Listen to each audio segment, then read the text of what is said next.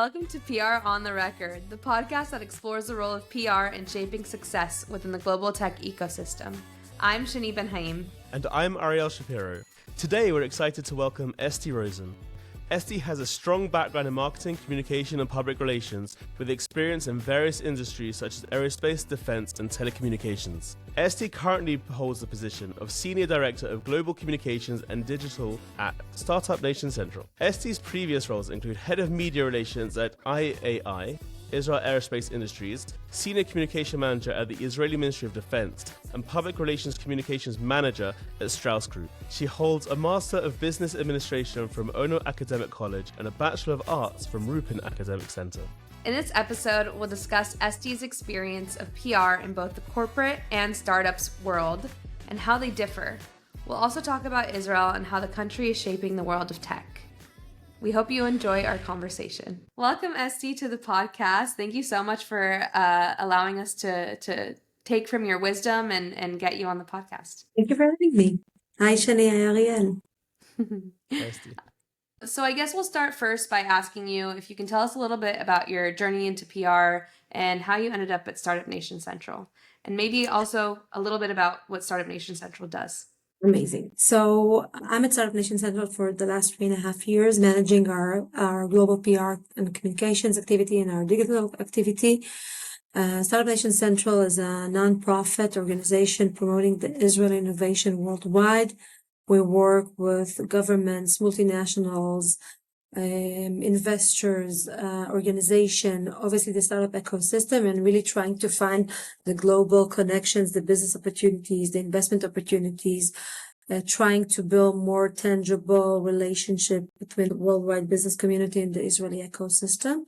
But not only, also with governments, trying to use Israel innovation as a diplomatic tool. And what we do is in the line of business we call innovation diplomacy, using really understanding the journey Israel had in the last 30 years in the transformation from a resource-based economy to a knowledge-based economy, and utilizing this as a way to create more meaningful relationships with countries, mainly in the region, but not only.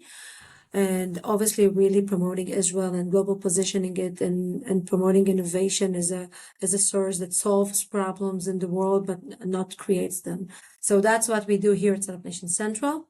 Before joining Startup Nation Central, I was at Israel Aerospace Industries. I was head of media relations, working with the entire company's divisions, but focusing mainly on the space and missiles divisions. My expertise is in space, in air defense.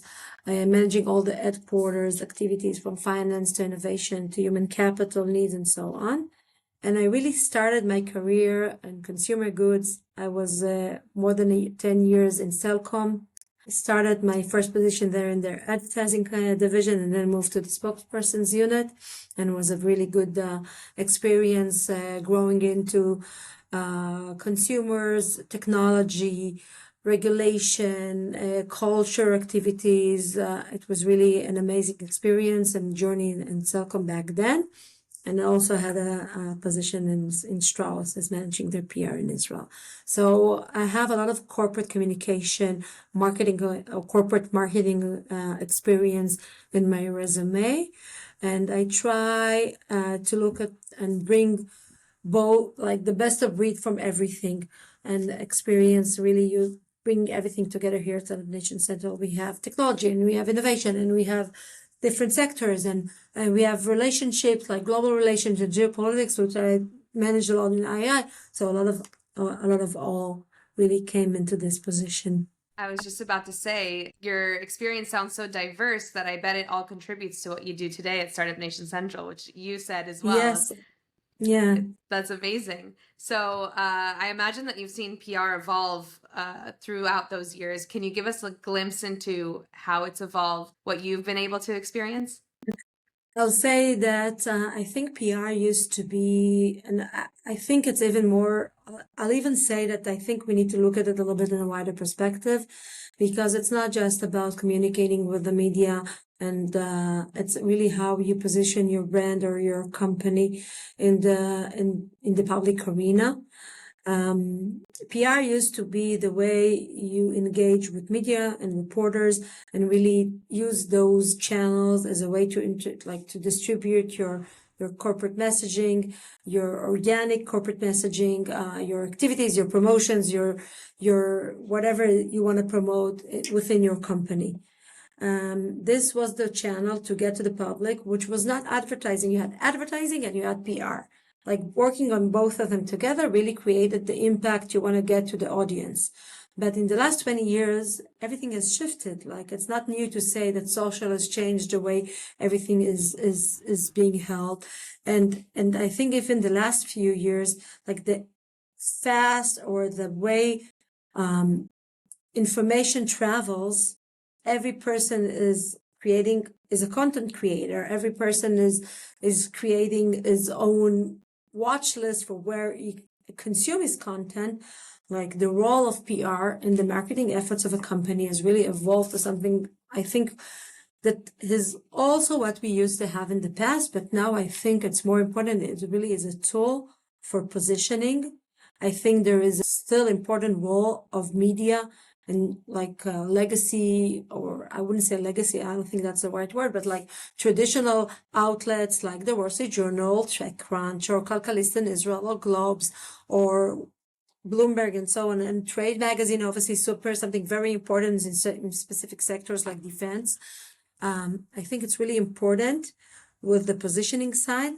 And I think now the complexity is shifted because back then when I started, if you had a piece in Channel 12, it was something significant. It's still significant today, but not everybody's watching it like it used to be watched. So now you want to use those opportunities and you want to have the mechanism to distribute it also. And I think that's the main shift. It's not just a way to get to your audience. It's also it's a mean to have positioning, validated positioning. Like if you're a startup and you're covered in TechCrunch, or your technology is being covered in the Journal or Bloomberg, and if you're a defense tech company and you're covered in Jane's or Aviation Week, that is something that you can use and you can help it within your marketing journey or your sales journey. But you need to have additional way to distribute it to get to your audience. And I think that's the main difference between what PR used to be 20 years ago and what it is today. And it's a still super important strategic tool to have in a company these days also. But the way you can use it, or the way it can be meaningful for your business, it's a little bit different than it used to be. Yeah, no, that's so true, and that's what Shani and I see pretty much on a daily basis. That PR has to and has evolved quite significantly, even in the last 5 years. And I always find it remarkable because Israel is itself a very young country in the grand scheme of things. The way Israel has been able to take tech and really run with it and become a leader in many ways throughout the world, despite its size and its youthful age, if you want to put it that way, has been amazing. And I guess for a number of reasons, probably for those reasons, lots of Israeli startups look to get into the US market or international markets. So what advice would you have for Israeli startups on local versus global PR approaches? I think when you look on PR as a startup, PR is a tool. When you look on the local side of things, it's a tool to help you really position a company and with one, I think I'll say with two main goals. The first goal is to be really out there and on top of mind of investors. The second thing is employees, like Israeli startups, Israeli companies, and you see all the big tech companies operating R&D centers here in Israel. We have more than 400 of those. Like the biggest companies you can ever think of, from Apple to Google to Nvidia to Amazon to Oracle to SAP to Mercedes-Benz. Everybody is every major tech companies operating in R&D center in Israel, and they use it and they look at PR, I think, in Israel more of employee branding and really a way to encourage employees to come to their to come to their offices and to work with them. So that's the main focus. You want to have some visibility also with the media. You want to have, when somebody is looking for a company and is Googling it, you want to have some recognition and to have some digital presence with the media, not only on your website. So that's one thing. That's the one goal. The second goal, as I mentioned, is investors being put top of mind of the local ecosystem. But I think when you look at global PR, because as you mentioned, Ariel, the main focus of Israeli tech is going outside of Israel. Israel is a small market and we're a small country. Most of the startup companies going and looking for like the US as their first market. So it's really important. It's really important to be part of this conversation and part of this digital presence. I think if you're building a company and you're looking in the long term and you want to have like a substantial company, this is something like the story you're telling and how you're telling it and where you're telling it is something you need to think of very early in your journey. And that mindset of brand positioning through content, through PR is super important because it's part of your digital presence. And we're talking a lot, a big conversation about SEO, but now there's something new, GEO, how you are promoting yourself and the generative AI tools. If somebody is looking, like the way we're searching things is evolving as we speak. It wasn't the same a year ago.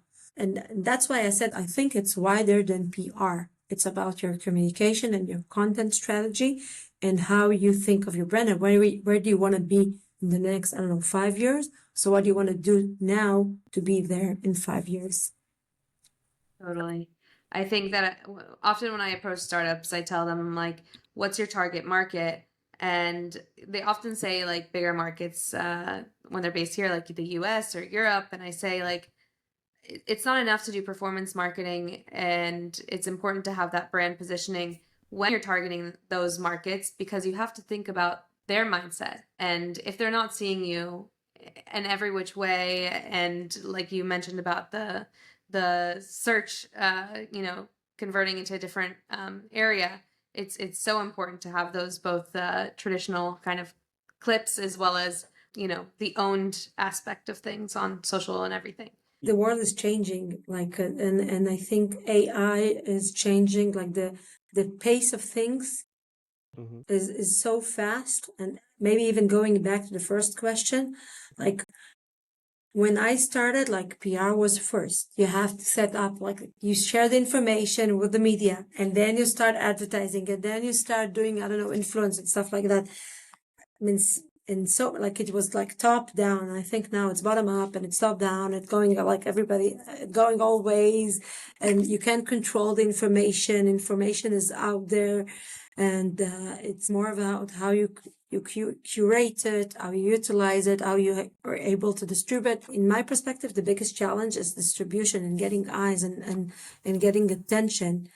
Obviously, it's really hard to get people's attention in the way we are flooded with information now. And like, you can't really keep up with everything that's going on. It's really hard to, even if you're tuned into that. It's really hard to keep up with everything that's going on. They're saying now like content is king, and it's also the journey of the content, right? So Yeah, it has to be amazing content. It has to be really relevant content. If it's not good, it's not going to be like, nobody's going to read it or view it and consume it, whatever. But it has to be amazing. But content is the king is something that we've been saying, I don't know, for the last 15, 20 years. It's something. Yeah, You can have an amazing content and nobody will be listening to it. Nobody will be hearing it. Or reading it. So I think the challenge is creating the amazing content, the relevant content, the updated one, and making sure you have channels your own, but not only. PR obviously super important, that supports everything. And I think it's like an ecosystem.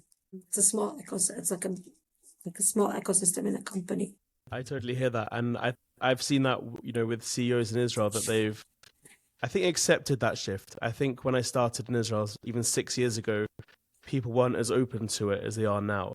And now, just as I say, the world's just changed so quickly and quite significantly that I think people have to have bought into it, and the ones that don't buy into it, that ultimately don't seem to succeed, and the ones who do buy into it do succeed. But I just wanted to touch upon, Israel's reputation. We know in the mainstream media, Israel's not always perceived so positively. But whenever I have conversations with people in the tech world, pretty much everyone who has seen Israel's contribution really does appreciate, the value that Israel adds to tech. From health to defense, there's something that Israel's been doing pretty much in every industry. So, do you think that Israel's global reputation, I think the good side, does that influence the way startups do PR? I think it depends in which category you are and who's your customers and your consumers.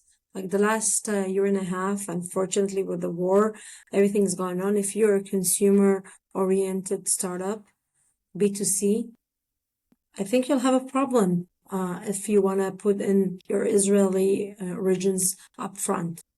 But if you're a cyber company or if you're a startup company opening activity in the cyber arena, I think like your Israeli background really helps you get being noticed. So I think it really depends. I think when and I will say something in support. We always talk about Israeli tech, but Israeli tech has not one component. It's broken off to a few pieces, and it's different because 30% of the Israeli tech, the people who work in tech in Israel, are in those multinational corporations that we've talked about. The Googles, the Amazons, the Nvidias, the Apple of the world, all of them operate here, about 30%. We have another 30% that what we call here in Israel scale-up companies that used to be startups and now are really category leaders in their own field, and they operate their businesses from Israel. It's like a multinational company, but their headquarters are in Israel. It's obviously Checkpoint, the first one, but it's not only. You have Lemonade and Apps, Flyer and Wix and Monday and so on and so on. Many companies like that. So they represent also a very big part of the Israeli tech.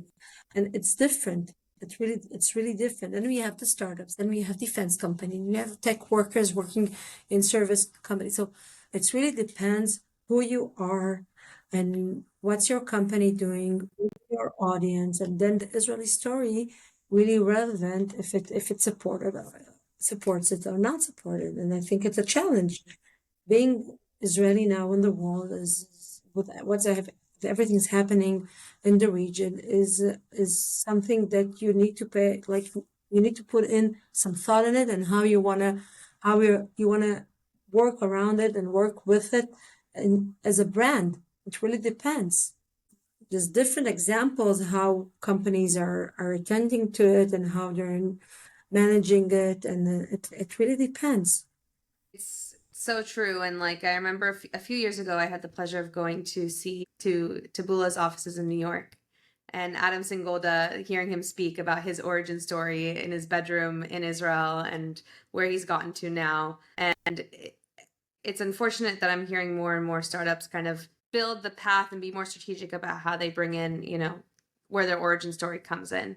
And, it's a choice that we have to make in terms of like, are we including that in our communications as well? So talking about and going back into like the communications role within startups, what's one thing you wish startups understood a little bit more about the role of communications within the startup world, whether it be for, origin story or to be goal-oriented in that way? I think communications role in a company, it needs to if we'll go actually into the PR, like the traditional role of PR is really to be the bridge between the media and the organization.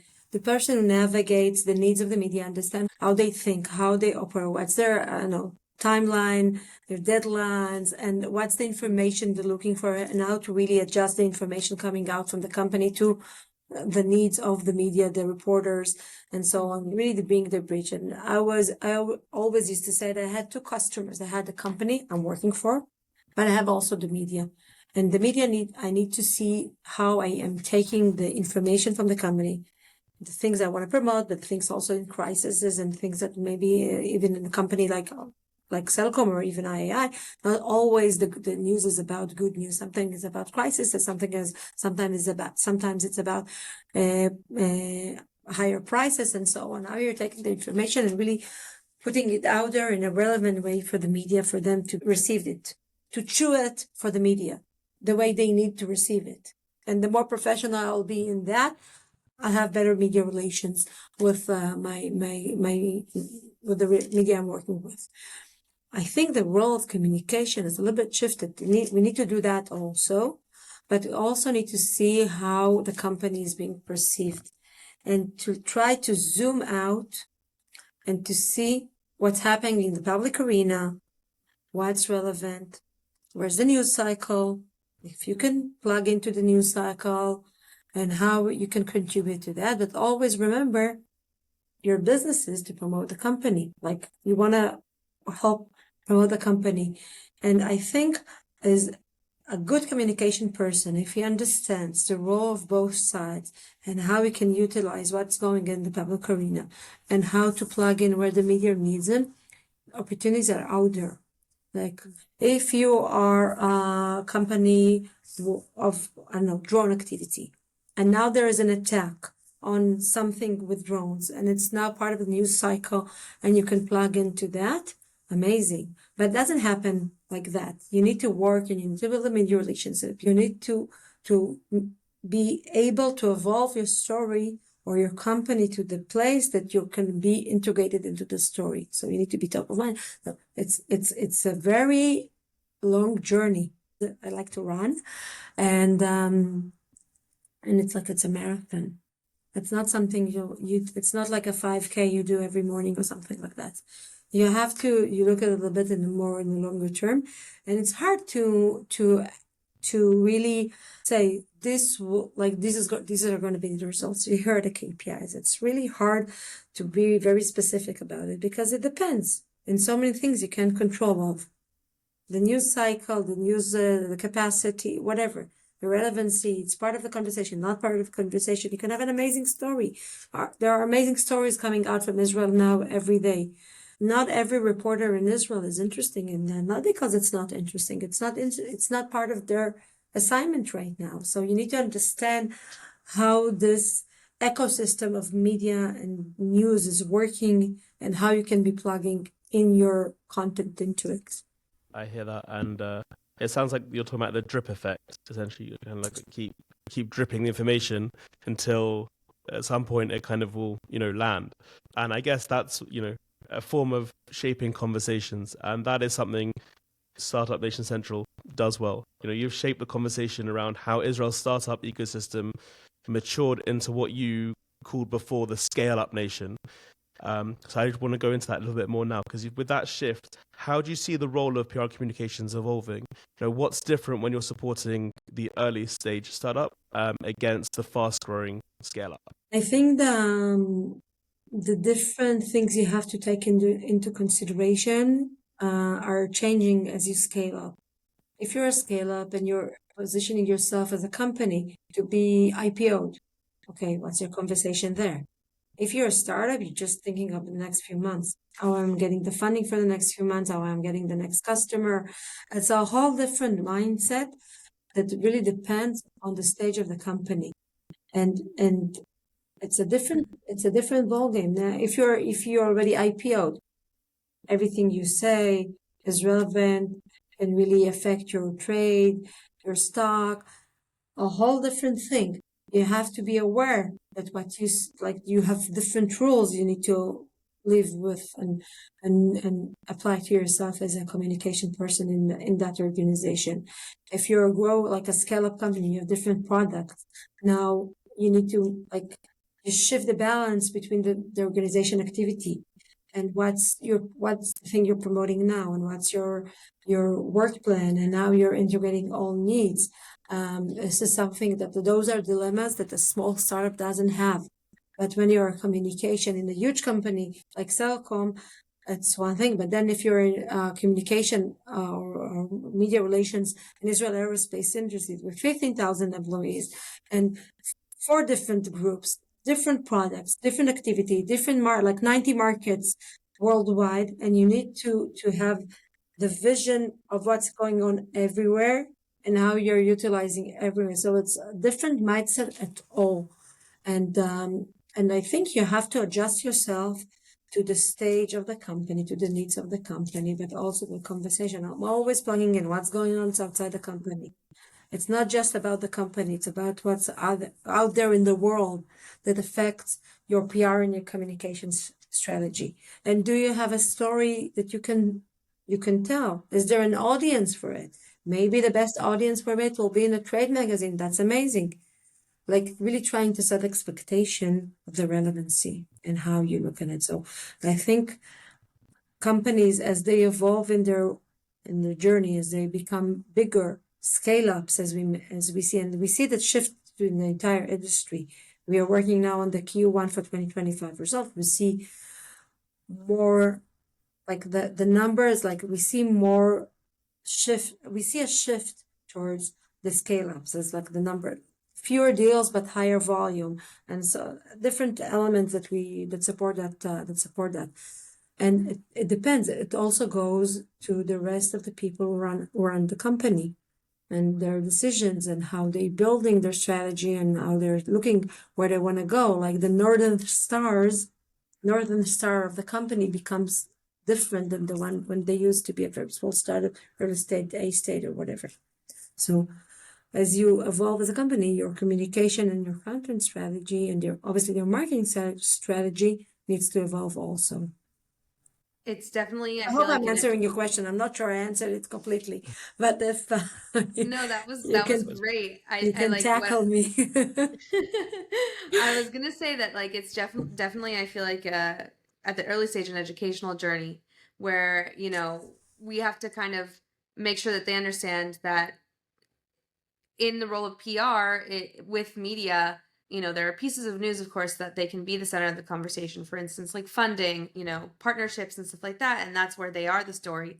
But aside from that, it's a balance of also being not a part of this of they are not the story. It's a part of a larger conversation, and that's where the strategy of a PR specialist comes in terms of having that startup come in and say, okay, we're being a part of the conversation for scale ups. They've been a part of the conversation, right? And it's a larger part. It's just in part, it's a natural part of their communications to have that and be a part of the larger story versus what I think is early stages, like trying to open up the bubble, let themselves in that conversation. And it's time consuming. It's hard for a CEO or for him or her to have so many things they need to do. And it's really time consuming. And then I'm sure both of you have heard it a lot before. And you say like, I talked with him or with her for an hour, for 30 minutes, and just a line went in.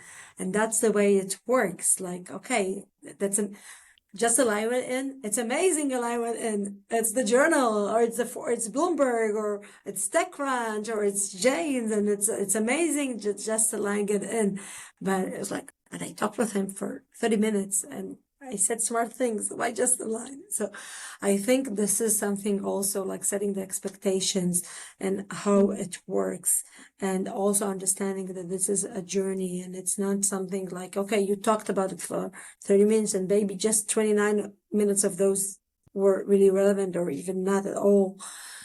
And it's not like a reporter has a story to tell and you have to integrate into that story if you want to be part of it. It's okay, you don't have to be, but if you want it, if you understand it, brings you value and you want to be part of that story, so you're integrating into that. That's not what you want to say, it's what's relevant to the story. And then 100%. and as we say, content is the king. So here, in that case, story is the king. And I think a company that has a story to tell, and if they're persistent with it and keeping telling it, and working like with not just PR, communication, content, thought leadership, bringing it out there in their own channels, but not only. I think in the long term, it really pays off. But it's time consuming, it's energy consuming. It's not all about just on the communication person. You have to have your thought leaders in the organization really contributing to that. I'm not an innovation economy expert. I've learned what's interesting in that story. Like, I think when I look into my career, if I can talk about it, I used to be communications, but like for different big, like the largest organizations in Israel.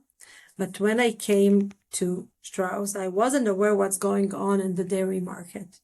When I came into Israel Aerospace Industries, I had no idea what are missiles or satellites. Like, I didn't know. I know how a communication person or a marketing or a content person needs to operate, and I need to start. Like, I studied.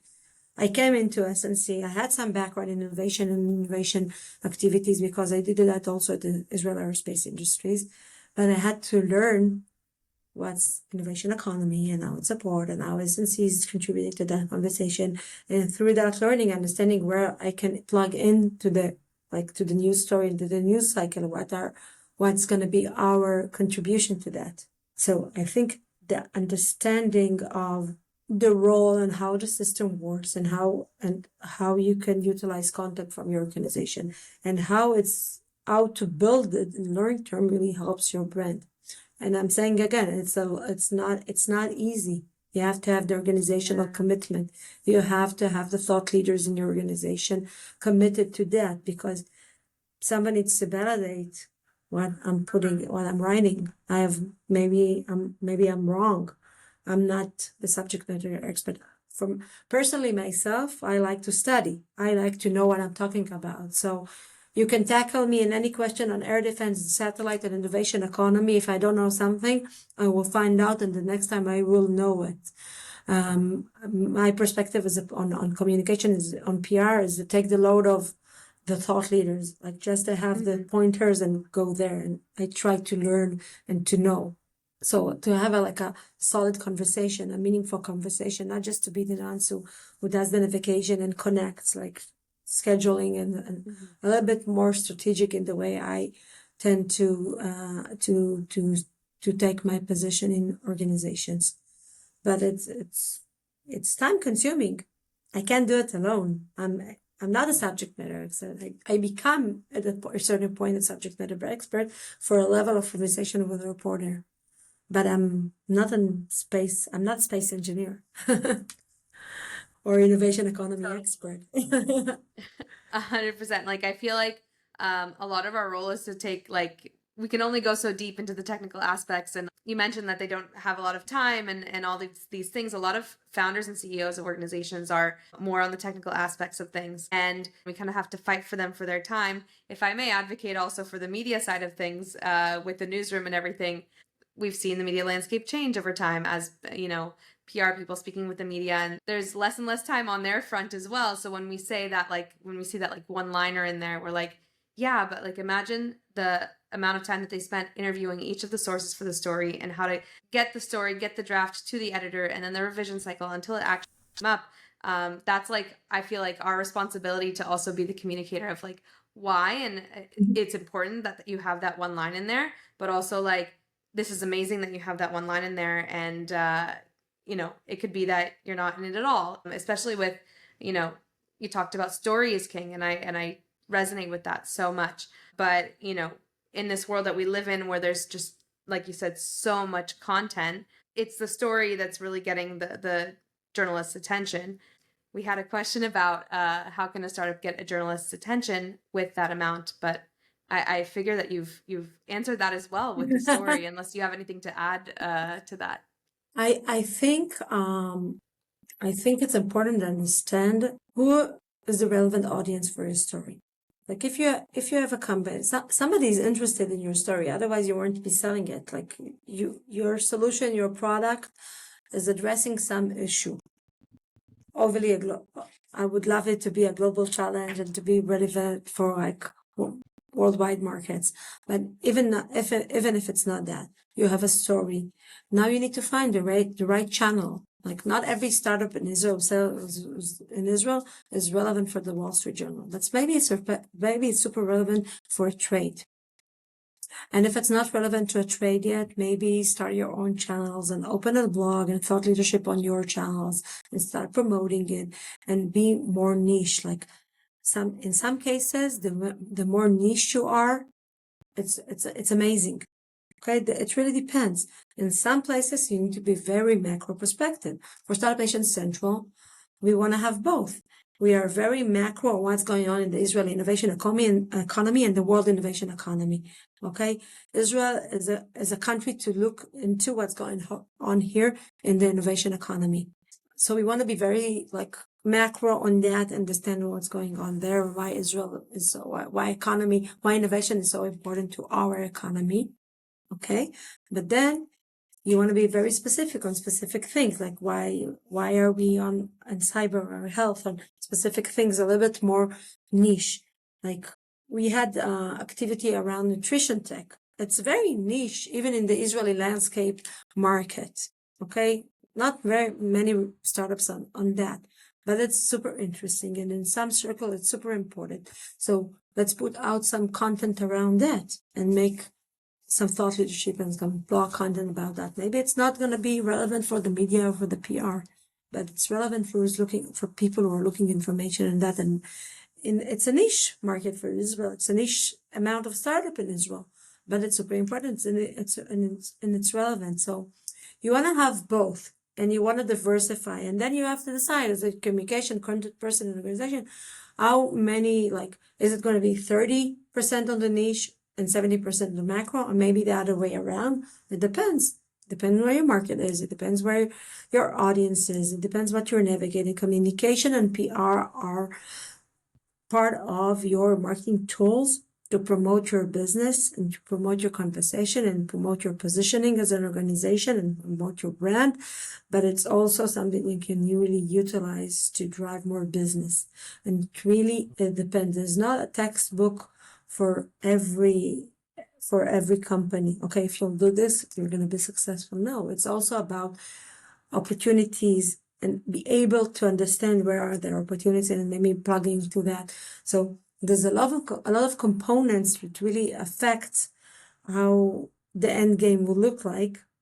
But the only thing you can control as a communication person in an organization is how you're putting in the base, where you're putting your efforts in, and how you're working around it. You can't control the news cycle in the world. You can't control the stories the editor is looking from a reporter. You can shift to that, you can try, but it's not a very easy task to do.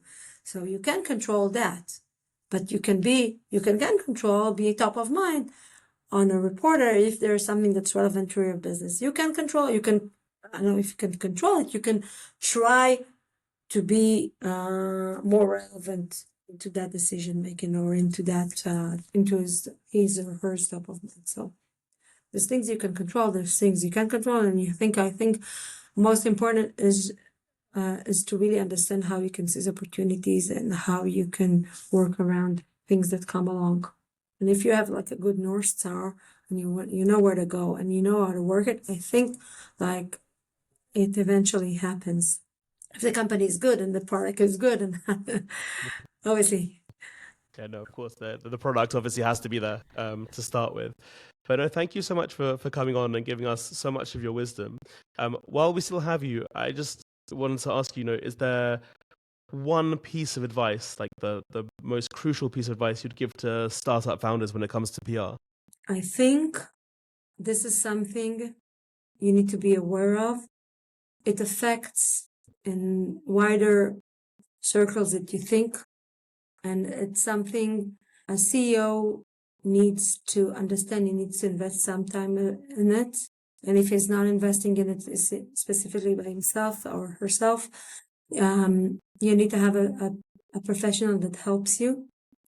And think about it not just on PR. I know this is PR on the record, but I don't think it's PR anymore. It's communication and it's content and it's a wider conversation. And if you are looking into your company as a company that will be big someday, like the mindset of content and positioning and utilizing content as a positioning tool is super important, and it's something you need to have integrated into your company's DNA in the very early start, because I think it's part of an organizational DNA and a commitment the organization wants to have into it, but with the pure understanding that it supports the business, it supports the business, it supports the business, it supports the brand. It's part of the brand conversation today, and with the overflow we have today on every subject we have these days, work with it and work and use it to support your business. To that, this is what I have to say. Thank you so much, Estie, for coming on PR on the Record. Yeah. And we're so excited for everyone to hear this episode. Thank you. Thank you for making me do this, because I told you guys before we went on record that I never do this. I am always behind the scenes. So thank you. Thank you for having me do this and having me. It's definitely out of our comfort zones as well. Yes, so definitely we're always out of happy our comfort zone. to bring forth the conversation and get other communications professionals become a part of a conversation. Thank you, guys. Thank you so much. It was a really great conversation. I really enjoyed it. Thank you so much. And really, for the future generation of communication people, learn. And that's like my for the communication people listening to us, I think you have to adjust. Like, the world is evolving so fast around us. Just to be aware of the tools. I think like a good marketing communication person needs to understand the different tools he has to adjust to the situation. Like, sometimes you want to do a content this way, sometimes it's the other way around. It's not textbook, it's not always the same. You have to be very agile, and you have to be aware of all the things that are out there, and trying to like Lego, like plug and play different elements to different activities. And I think that's like the hardest thing, to keeping on track on everything that's happening over there, and really consuming the different approaches. It's hard to keep up. Everything is evolving so fast. So that's not for CEO startup, and you haven't asked for that advice, but I'm saying it anyway. I mean, I feel like we're consistently learning, and through these conversations, always learning from others, and also, just how the industry and the ecosystem works. So thank you again so much. And I learned so much from these conversations. So very happy. Thank you so much. Thank you for creating this podcast. That was our conversation with Estie Rosen, Senior Director of Global Communications and Digital at Startup Nation Central. We hope you enjoyed it and found it insightful. As always, if you're a founder trying to get your startup noticed, a marketer looking to up your PR game, or just curious about the stories behind the headlines, we hope this conversation gave you more of an inside look. Be sure to subscribe so you don't miss an episode. And if you have any questions or suggestions on topics we should talk about, send us your thoughts at prontheRec@gmail.com. That's prontheREC@gmail.com. Thank you all for listening. And again, I'm Ariel. And I'm Shani. This was PR on the Record, going off the record. See you next time.